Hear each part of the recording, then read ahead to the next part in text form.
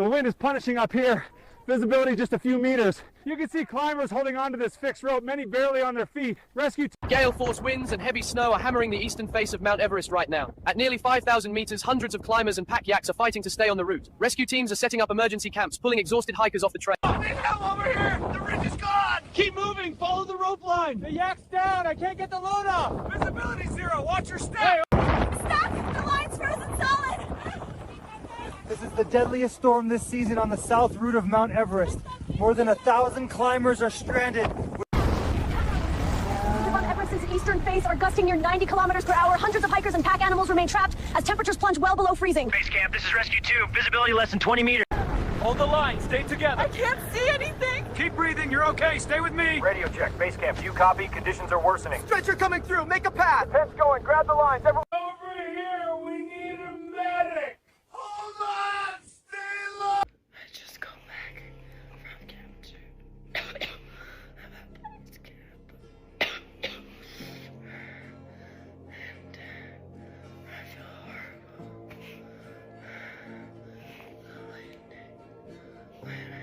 My throat and my lungs.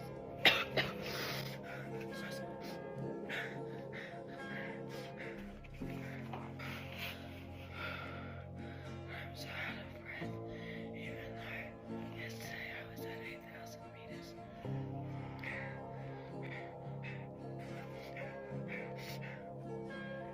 Hey everyone, welcome back. Today we are going to look at the dramatic story from the world highest peak. Nearly 1,000 trekkers were trapped on Mount Everest after a massive snowstorm. We'll talk about what happened, how the rescue unfolded, how people reacted, from local villagers to social media users, and what this incident tells us about adventure tourism, risk, and nature's power. Let's jump in. No, but the most embarrassing part about climbing Mount Everest is actually that you spend all of that money for a once-in-a-lifetime opportunity, and yet your accomplishment will never compare to the local Sherpas. You might have spent years training for this to go up there that one time. You make your way across that ladder between the massive fall to your death, and you make it, and you pass all those dead bodies, and you finally get to the top, and you take your beautiful picture, and you get to go back and tell everyone in your life about the time that you climbed Mount Everest unnecessarily because nobody was making you do it. And yet these Sherpas go up there all the time and have a level of skill that none of the Mount Everest tourists could ever attain. Some of them go up dozens of times in their lifetime, way more than any of the climbers are ever doing. And they know that place intimately. They are the ones that are being called upon now to rescue all the people that are stuck there for that exact reason, because their level of skill usurps any of the tourism climbers and anything that they could ever attain to.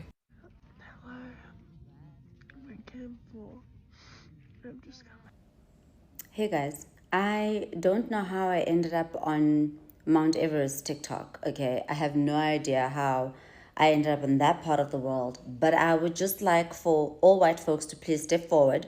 Just step forward, all white people. I just want to know what would make you want to climb Mount Everest. I want to know what would make you want to climb Mount Everest. There are 1,000 people that are stuck on Mount Everest right now. It's snowing, it's blazing, it's crazy. I mean, it's the damn mountain that has so many dead bodies. You guys keep climbing over these dead bodies and use some of them as landmarks to get to. Like I don't get it. I just want somebody to make it make sense. Now 1,000 people are out there busy asking for help and asking for rescuers to come and really. Whose partner's gonna come and rescue and oh my God, and risk their lives?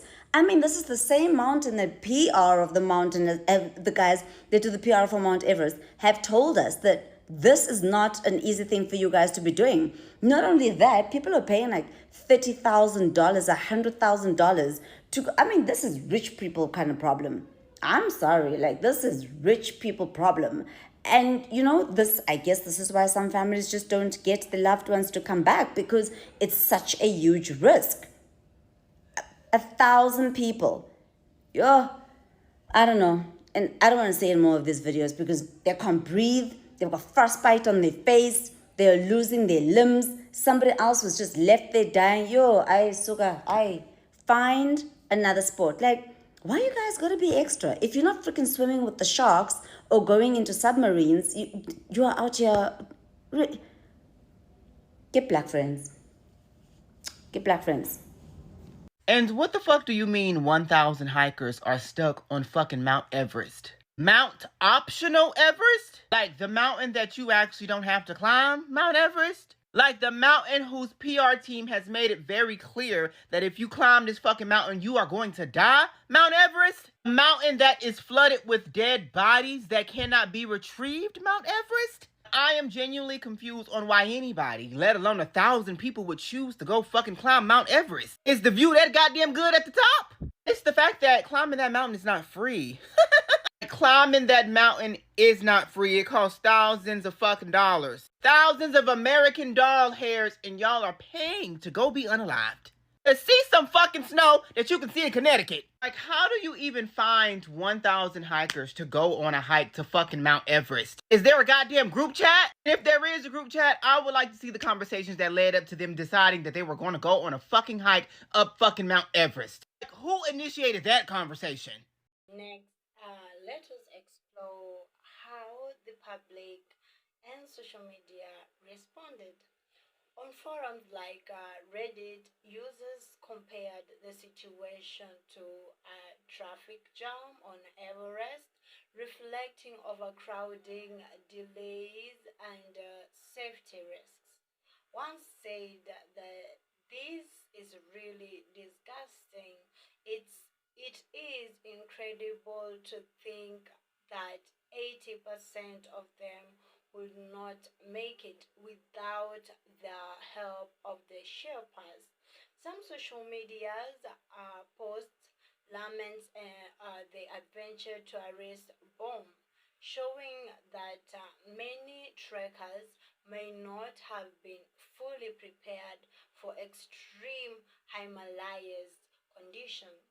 Others often praise and respect for the Sherpas, villagers, and rescue team who worked in brutal conditions to save lives. Criticism emerged about the commercialization of Everest, large groups, tourists, climbers, and large numbers, meaning more risks. There was also a sense of awe and shock. The idea that nearly 1,000 people could be stuck on such a remote, dangerous slope of the world's tallest mountain. Comments ranged from nature reduced to whose boss to adventure has limits to when you sign up for Everest, you signed up for risk. The reaction helps us understand how societies view large scale mountaineering, risk, and justice in rescue efforts. On October 2025, a major snowstorm swept through the eastern slopes of Everest in the Tibetan region near the Kalma village routes. Here are the key points. Around almost 1,000 trekkers were believed to be stranded when the storm hit. Secondly, is by a certain point, around 350 plus had been rescued to the township of Kudang, while hundreds more were still being guarded down.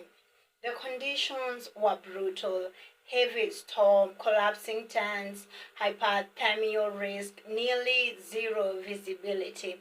One hiker called it the hardest night of my life. The rescue involved local villagers, emergency team clearing snow block trails, and guidance from lower elevations to safety. This was not a typical gone wrong. It was a large-scale emergency triggered by weather at very high elevations, with many people affected. Let's look at the reaction of local authorities, media, and rescue team. Local tourism and rescue authorities respond quickly, suspending ticket sales and access into the Everest Serenic area while operation continued. Media coverage emphasized the scale and damage. Such a large group stranded at over 4,200 to 5,000 meters, with tents collapsing and hypothermia setting in. Some trekkers reported shock and fear and said, "We were freezing, tents collapsed." Even our guide said he'd never seen weather like this on October. The fact that many were tourists than elite mountaineers drew commentary. The media raised concerns about how prepared these groups were for sudden extreme weather. This reaction shows a mix of a relief for those rescued, anxiety for those still stranded, and questions about the preparedness of such emergencies. Okay, so now there's 1,000 people trapped in Mount Everest. And when I have so many motherfucking questions about this, and they need to go get them and save them and all this motherfucking shit. Like, what in your motherfucking right mind makes you say, oh, I'm going to go climb at Mount Everest, okay? I did hear, and I don't know if this is true, that in Mount Everest, if you climb the mountain and you get to the top, that you get some money. But I want to know who the fuck is paying these people to do this. Who?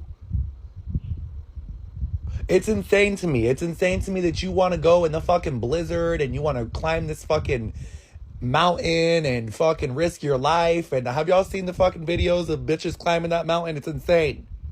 You have to have an ice pick and you're like, it's like literally something from fucking The Shining, bitch. It's literally like that in real life. Like, why would you put yourself through that? I have no idea. I have no idea. Now they have to go find people to go fucking save your motherfucking ass because you're trapped in a blizzard in a fucking tent in Mount Everest, bitch. Like, make it make sense. Y'all guys do too much sometimes. You could have did a cold plunge, bitch. A cold plunge. You would have been good. No, you wanna do the most. Anyways, T.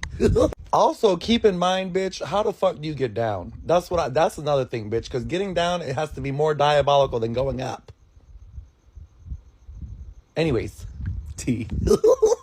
So I just found out today that 1,000 people are stuck up on Mount Everest because they're trapped in the blizzard. And I was today years old when I just realized that y'all can't just like take a plane directly to the Mount Everest base camp, that y'all have to hike and take medication so that you can adjust to the high altitude. 12 to 14 days just to get to the base camp. Just to get to the base camp. This lady just said that y'all have to alchemize yourself. I don't even know how to pronounce it. I'm just now understanding and learning of these words and such nonsense. But apparently, in this 12 to 14-day hike to the base camp, y'all have to take pills and y'all have to stop to let your body adjust to the high altitude so that you don't get sick and fucking die before you even get to the damn Mount Everest base camp. Y'all have to carry oxygen up the goddamn mountain. Well, excuse me, the Sherpas carry the oxygen up there. And like, a lot of these rich people just be leaving trash and all of this stuff up on the mountain, and y'all be paying at minimum $50,000 to possibly climb a mountain and freeze to death and fucking die. Like, rich people are just batshit ass crazy. You have too much money and you clearly don't know what to do with it. And like, I'm learning that money and wealth must not make you happy, because for you to spend that amount of money to potentially die, you have to be crazy and don't like your life. That's just like them crazy motherfuckers that got into that goddamn Nintendo system operated goddamn submarine trying to go down to see the Titanic and exploded to death like a can of fucking sardines. Like, are you crazy? Like, you're rich. Like, what do you not like about your life so bad that you don't mind dying and freezing to death? Do you know how many dead bodies is up? Oh my God, y'all stress me out. Y'all stress me out. Why is there 1,000 people stuck at the top of Mount Everest? And if you've seen the videos, it's like they're all like locked next to each other, like standing in this line. I'm assuming so, like everyone could be like sturdy and stuff like that. What if a big gust of wind just comes and just like knocks y'all all down and y'all just all fall down like a set of dominoes? I really think that Mount Everest, because, you know, like how they said that the water has a spirit, like I really do feel like the mountain itself has a freaking spirit, and it's tired of being toyed and played with. Especially because a lot of y'all rich white people, y'all is going up there leaving y'all trash all over the fucking floor, acting like this the motherfucker projects. Like, this is Mount fucking Everest, the biggest and the most tallest mountain on the face of the earth. Like, for you to be going up there littering and like not respecting nature, because at the end of the day, it is nature. Mother Nature is not to be toyed with. God is not to be toyed with. And like, even though it's like a big ass mound of rock, even the mountain, the ocean, everything on this earth should be respected as such, as much as you should respect a human body, a living, breathing human body. Like, I honestly feel like the ocean itself has a spirit. The mountain has a spirit too. You know what I'm saying? Like, you should respect nature. The jungle has a spirit. Like, I feel like everything that has been created on this earth deserves a certain level of respect, and you should treat it as if it's a living, breathing, like, person. You know what I'm saying? Because even when you hear about people going into the jungle, they always say you gotta respect the jungle, you know, because you could get lost. Like, things can happen, you know. Like, I don't know if I'm making sense or sounding crazy or anything like that, but if you listen to indigenous people, they respect everything. Like, even the mountains, even like you digging and you taking minerals and oils and stuff, and you know, you have to respect everything. You can't take out without putting in, you know, and you shouldn't just like take all of the like natural resources or disrespect the natural resources that the earth and that God has given to us that should be plentiful. Like, I really think that humans be messing up like nature, you know, like y'all going up there leaving trash. It's like all these people climbing this mountain, people up there dying, you got dead carcasses up there and stuff. Like, you don't think that should throw things off? You have foreign objects or foreign bodies up on this mountain and stuff like that. I feel like stuff like that throw off the chemistry of things. And like, when you play with natural substances and I don't want to say entities, but yeah, the fucking mountain spirit or whatever the hell, like, I feel like they have feelings. And you know, like the same way the ocean has feelings, I really do feel like that's a real thing, you know. And like, when you're disrespecting it, things can backfire and you can feel the wrath of nature. Like, I don't think that shit is a joke. I really, really don't. I really don't. Like, one gust of air could come and knock everybody down off of the top of that goddamn mountain. And how is people going, like, what are y'all thinking? What are y'all thinking? I don't understand it. And why are y'all risking y'all life and spending all of this money and the indigenous people of that area? Like, who's seeing this $50,000? Like, is it going to the Sherpas? Like, is it going to the community? Like, where is this ton of money going that they're getting from these rich people? Where is it going? Where is it going? Because, like, I seen somewhere they said that the Sherpas only make about $4,000 to $6,000 per season. That's fucking nuts. If you could get $50,000 out of one white person, and that's like minuscule money. Like, they be spending like damn near 150, 200, 300, $500,000 to go to Mount Everest. Like, the Sherpas should be rich. I feel like these motherfuckers is disrespecting the indigenous people.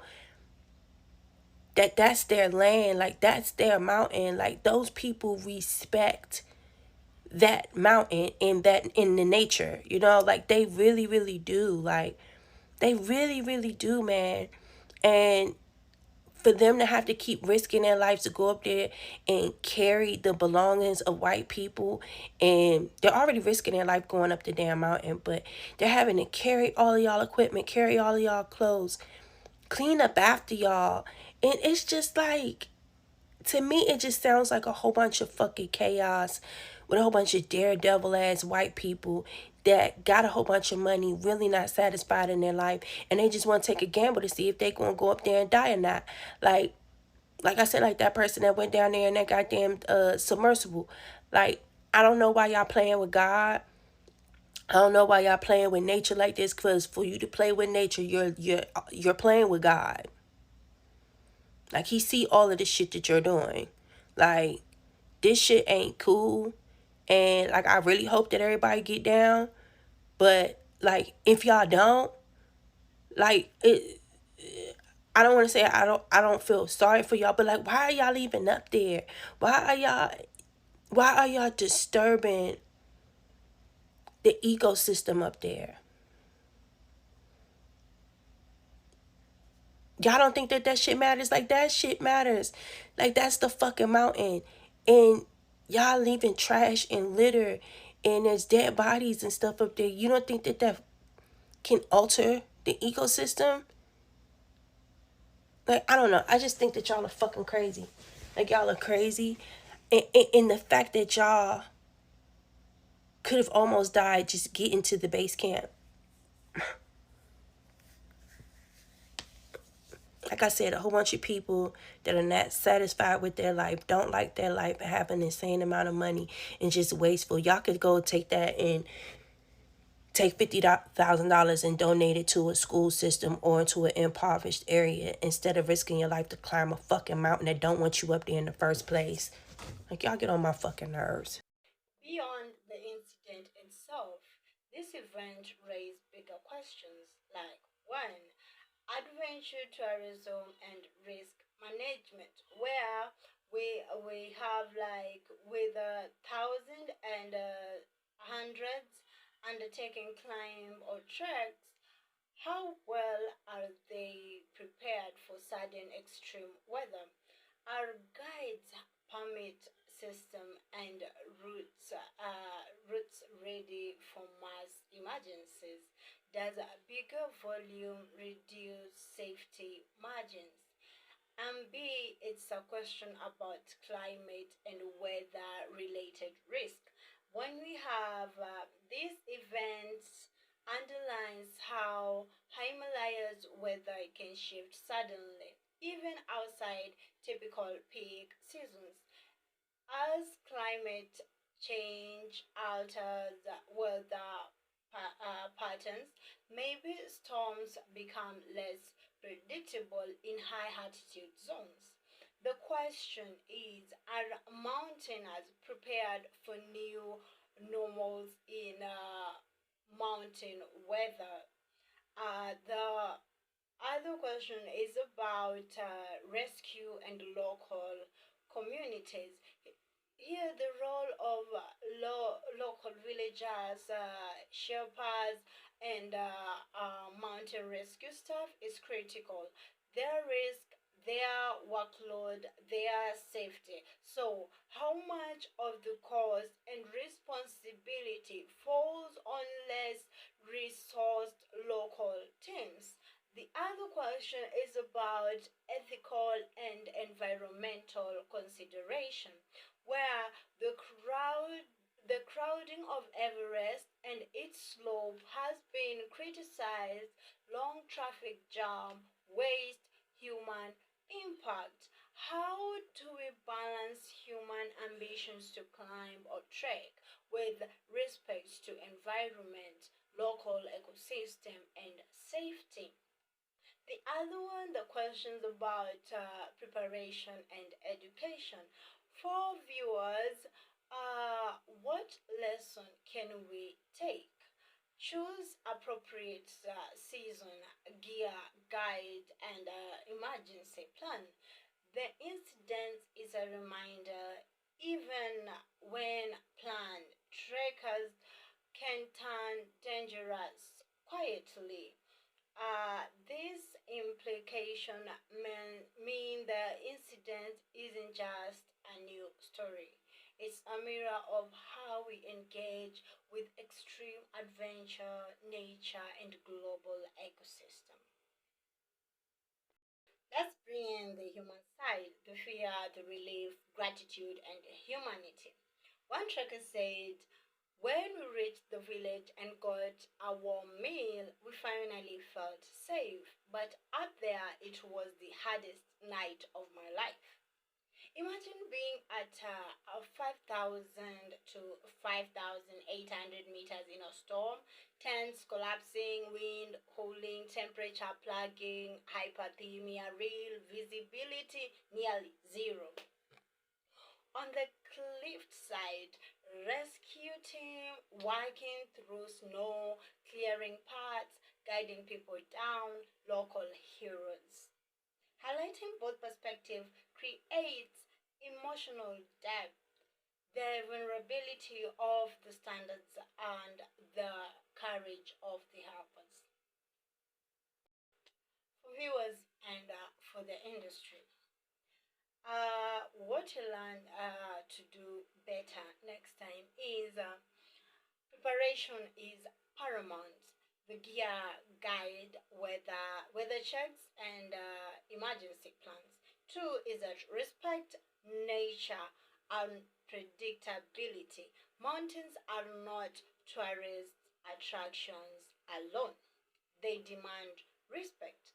Support local rescue and communities, acknowledging the shepherds, locals, guides who bear risks and labor.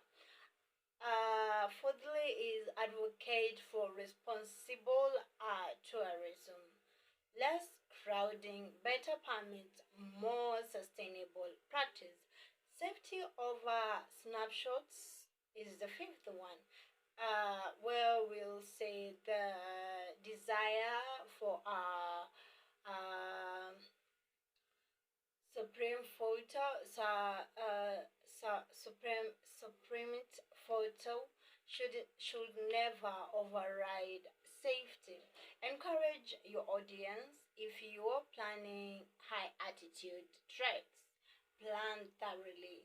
Stay flexible and honor the mountain. Let's wrap up. This near 1,000 people trapped on Everest is more than just a dramatic headline. It's a warning and a lesson. Nature can turn from breathtaking to brutal in moments. The world's tallest mountain reminds us of our limits, our responsibility, and our need of humanity. If you find this video informative, please like, share, and subscribe so we can keep exploring stories like this. And now I want to hear from you. Have you ever been on a trek where weather turns bad? Or what do you believe is the biggest risk when people tackle mountains like Everest today? Drop your thoughts in the comments and let's talk. Thank you for watching. Stay safe, stay curious, and I'll see you in the next one.